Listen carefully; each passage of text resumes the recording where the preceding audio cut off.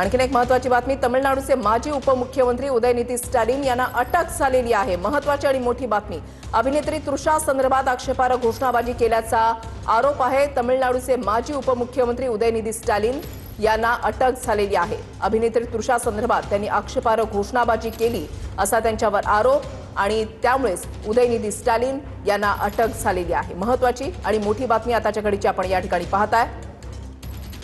उदयनिधी स्टॅलिन तमिळनाडूचे माजी उपमुख्यमंत्री, त्यांना अटक झालेली, अटकेची कारवाई झालेली आहे। अभिनेत्री तृषा हिच्या संदर्भात आक्षेपार्ह घोषणाबाजी त्यांच्याकडून करण्यात आली असा आरोप आहे आणि त्यामुळेच आता उदयनिधी स्टॅलिन यांना अटक झालेली आहे। कार्यकर्ते आक्रमक झाल्याचं पाहायला मिळालेलं होतं। ज्या ठिकाणाहून त्यांना अटक केली त्याच्यानंतर त्यांचे कार्यकर्ते हे चांगलेच आक्रमक झाले। मोठ्या संख्येने कार्यकर्ते या ठिकाणी जमले होते।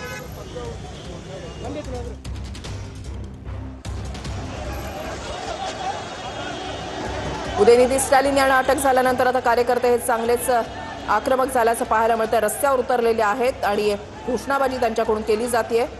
अभिनेत्री तृषा हिच्या संदर्भात आक्षेपार्ह घोषणाबाजी त्यांनी केलेली होती असा त्यांच्यावर आरोप आहे।